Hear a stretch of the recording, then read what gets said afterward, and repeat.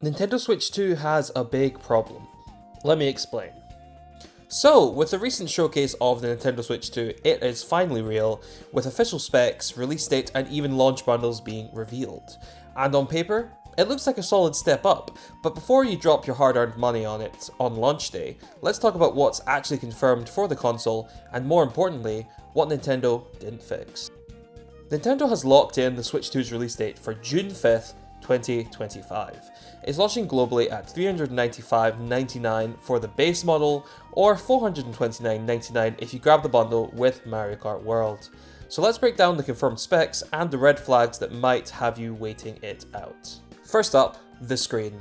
We're finally getting a bump up to a 7.9-inch 1080p LCD. Yes, LCD, not OLED.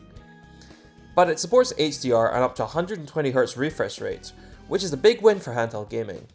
Expect smoother gameplay and better visuals, especially for fast-paced titles. But if you're coming from the Switch OLED, yes, technically this is a downgrade in contrast and color depth, but overall it's a better package and deal to go with. Under the hood, the Switch 2 is rocking a custom Nvidia chip with support for DLSS upscaling and even hardware ray tracing. That means better lighting, smoother performance, and modern rendering features we've only dreamed of on a Nintendo handheld. But let's keep it real, ray tracing might be limited to cutscenes or dock mode, and not every dev will use DLSS as well. This is not a console like the PS5 or Xbox Series. It's still running mobile class hardware, just better and more optimized. Something that might surprise you is that the old Joy-Cons are sadly not fully supported. This means your old collection might not work for every game or at all. The upside? Well, they're supposedly adding improved stick tech, possibly solving the dreaded drift issue. Still, don't expect perfect backwards support, but it is a nice upgrade to have overall.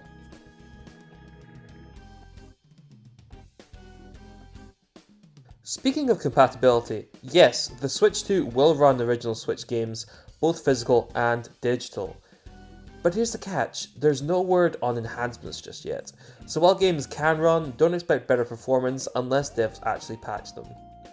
Also, you can use your Joy-Cons as a mouse, so that's pretty cool. Cloud saves and profiles will transfer, but Nintendo hasn't confirmed if all peripherals like Pro controllers from the Switch 1 will work seamlessly with the new hardware. So keep that in mind when you're buying. Now let's talk internal storage. The Switch 2 comes with 256GB of internal storage, which is actually double the OLED model, sure. But with modern game sizes creeping up, that's still going to fill fast, especially if you're downloading full digital titles. Yes, microSD is still supported, but you might want to budget for one right away. And it's important to note that regular microSD cards will not work on the Switch 2, it's only express microSD cards that are supported for games and other activities. So keep that in mind. The Switch 2 comes with a brand new system called Game Chat, and for once it doesn't require a separate phone app. You can now chat directly with friends through the console itself using built-in mic support on the Joy-Con or through headsets plugged into the system or dock. It supports party chat, in-game lobbies, and even cross-game communication, so you can talk with friends while playing different titles. And yep, there are mute options, block lists, and parental controls. Nintendo's actually thinking ahead this time, which is nice to see.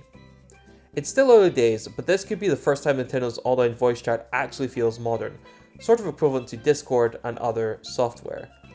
Battery life is reportedly similar to the OLED model, which means around 4.5 to 9 hours depending on what you're playing.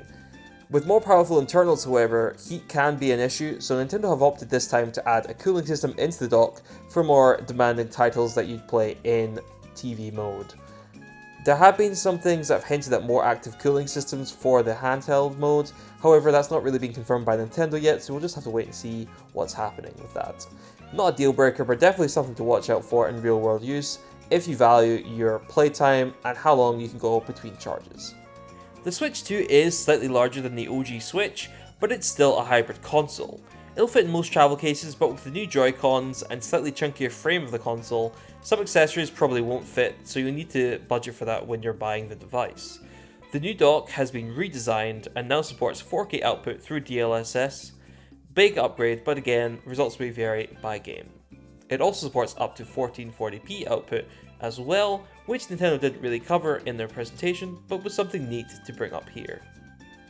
Nintendo is officially moving to the £70 price point for major first-party games. Mario Kart World, Luigi's Mansion 4 and other launch titles will follow suit, ranging from £60 to £70 for a game. So yeah, the Nintendo tax for its games just went up in the ecosystem. Combine this with paid online, and the Switch 2 ecosystem is a little bit more expensive than it used to be, so that might be a turn-off point for a few people wanting to get into this new console. Now, let's move on to something exciting, which is the launch lineup. It's good, but not massive. The confirmed launch titles include Mario Kart World, Luigi's Mansion 4, Pikmin Galaxy, and a few remasters of Wii U and Switch titles. Solid but not earth-shattering. If you're waiting for Metroid Prime 4 or a new Zelda, they're coming, just not at launch. So the question is, should you buy it day one? If you're a Nintendo diehard and you play handheld a lot, yes, this is the upgrade we've been waiting for years. But if you're more casual or already have a Switch OLED, it might be worth waiting a little bit longer. The first hardware revision, a potential OLED model, or a Zelda Special Edition will probably drop in 2026, and by then the library will be stronger and bugs will have been ironed out. So there you have it. That is our breakdown on what the Switch is going to be at launch, and also some of the potential pitfalls that it has as a new handheld on the gaming market. If you like this video and want to see more content like this, make sure to like and subscribe, and let me know down in the comments below what your favorite part about the Switch 2 is on its launch lineup, if you are a fan of the games coming out, or just a fan that we're finally getting a more powerful console in the Nintendo space. Thank you guys so much for watching, and until next time, I'll see you later.